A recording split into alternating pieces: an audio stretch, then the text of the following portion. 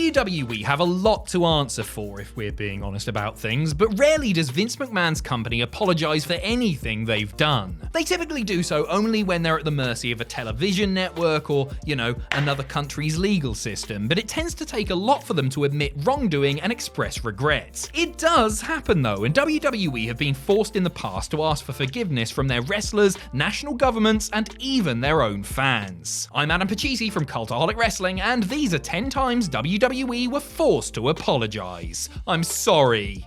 Number 10, an unfortunate coincidence. After CM Punk decided to walk out of WWE before the post-Royal Rumble 2014 episode of Raw, things between performer and company were, shall we say, dicey? We all know from previous incidents that WWE, and Vince specifically, views wrestlers taking their ball and going home as the cardinal sin in the business, and they wasted no time sticking it to the straight-edge superstar. As Punk divulged during that infamous Art of Wrestling podcast appearance, WWE formally served him with his release papers on his wedding day, which he took as an intentional way to get revenge on him one more time. When asked about this during an appearance on Steve Austin's Broken Skull Sessions not too long after, Vince apologised to Punk for it and said that the timing of it was merely a bad coincidence, blaming poor communication between various departments. Punk, for his part, wasn't convinced, and neither am I. Responding to the apology during a later, less controversial Art of Wrestling appearance, he said that he didn't want to hear about a coincidence and was convinced that there was malicious intent behind it. He also lambasted McMahon for using Austin's podcast as a platform for an apology and said that he should have done it in person or at least via telephone and in private. Number 9, Trashgate. WWE had a lot to apologise to Mickie James for, to be blunt. They should have said sorry after the whole patently ridiculous Piggy James fat-shaming fiasco. They should have apologised to her for disrespectfully phasing her out towards the end of her latest run and suggesting that she become a road agent despite Mickie still being in great shape and more than capable of still going in the ring.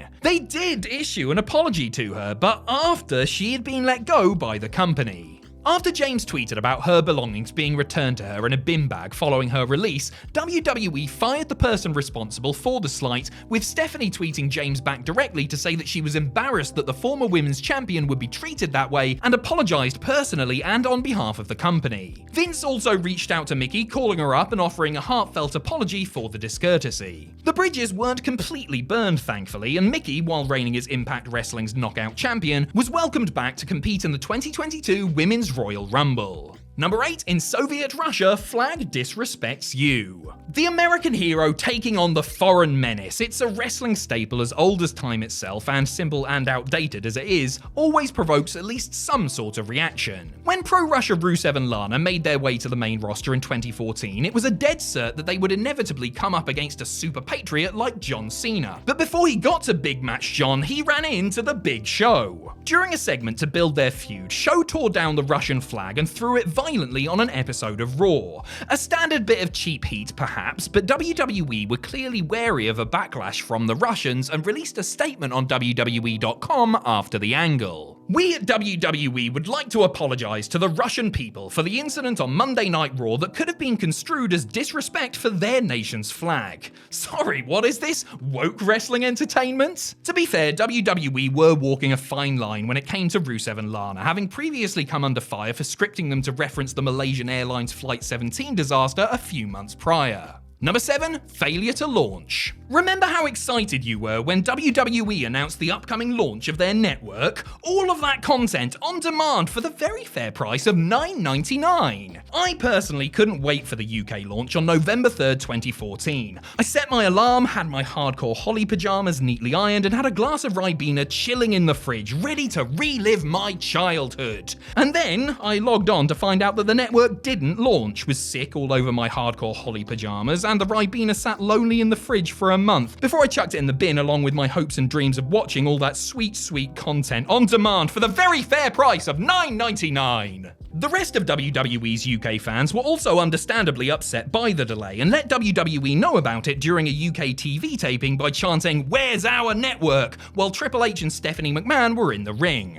WWE uploaded an apology video courtesy of Vince McMahon himself to their website, assuring fans that the network would launch sooner rather than later and be worth the wait. Tell that to my hardcore holly pajamas, Vince, you piece of... Number 6, all guns blazing. In a bid to show an edgier attitude and attract viewers to a new time slot, WWE scripted a reality-based angle for the November 4th, 1996 episode of Raw that saw Steve Austin break into the house of Brian Pillman before the loose cannon, ostensibly defending his family and home, fired a gun as the feed cut to black. Now, the USA Network had greenlit the angle ahead of time, but caught so much flack from a concerned audience that their feelings quickly changed.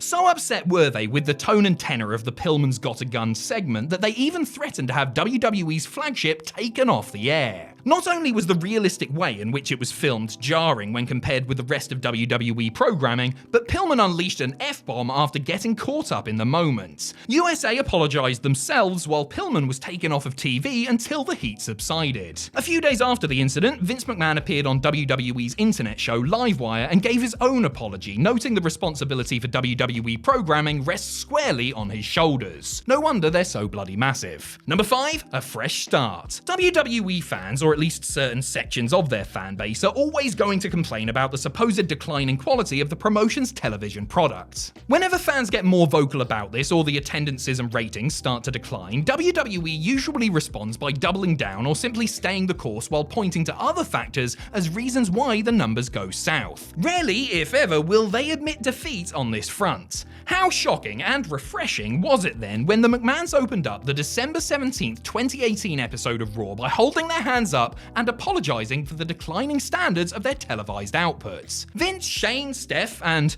Paul earnestly talked about how the show hadn't been good enough of late and promised fans that there would be a fresh start with new superstars, storylines, and matches on the way. It was a slightly surreal, kayfabe-bending thing to do, but you know what? It worked! Because since then, WWE television has never been better, has it? We've all loved the incredible new stars they've made, the novel matches and feuds, and, well, the general betterment of the product. So kudos to you, McMahon family. Apology accepted. Number 4, Punk's regret. If a fan randomly attacks a wrestler, then that fan should, by rights, apologize as they are chucked out of the arena.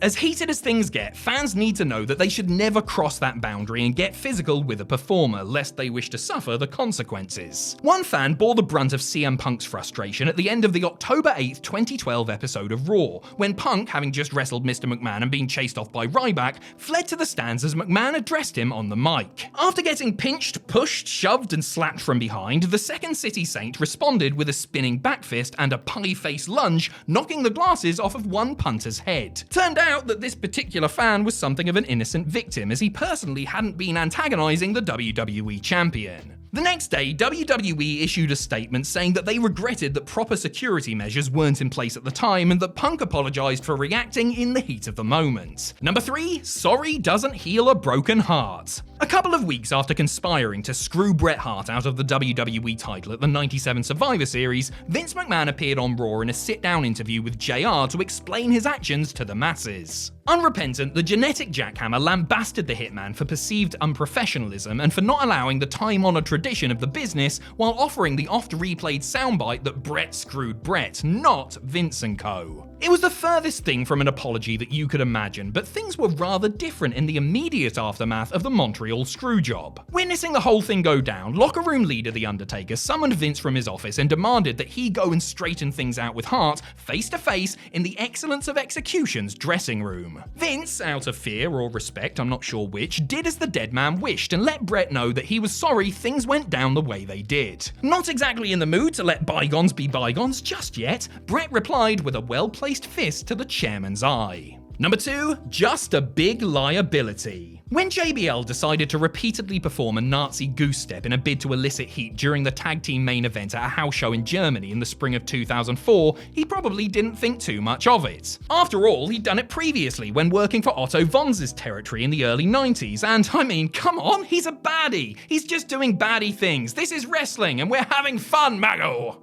Well, it may be wrestling and he may have been a baddie, but performing Nazi salutes in public has long been illegal in Germany, and on top of that, his unfortunate antics ruined the night for many fans who simply wanted to be entertained, not reminded of one of the greatest atrocities in human history. The story picked up steam thanks to Bradshaw's best friend, the internet, and he ended up losing his job as a financial analyst for CNBC. Though those within the company supposedly supported him, WWE nonetheless apologised for his actions and any offence he may have caused, while mentioning that Layfield had been reprimanded for the incident. Number 1, the apology of Jericho. Flags again, bloody flags, always getting WWE superstars into all sorts of bother. As we saw earlier, WWE apologised after Big Show trashed the Russian flag during his feud with Rusev, but that was hardly an isolated incident. In 2016, WWE retroactively apologised for Kurt Angle blowing his nose on the Indian flag during an angle with Tiger Ali Singh almost 20 years prior, done in order to make good before a tour of the country. The 2012 incident where Chris Jericho threw down and kicked the Brazilian flag while trying to generate heat before his match with CM Punk in Sao Paulo was much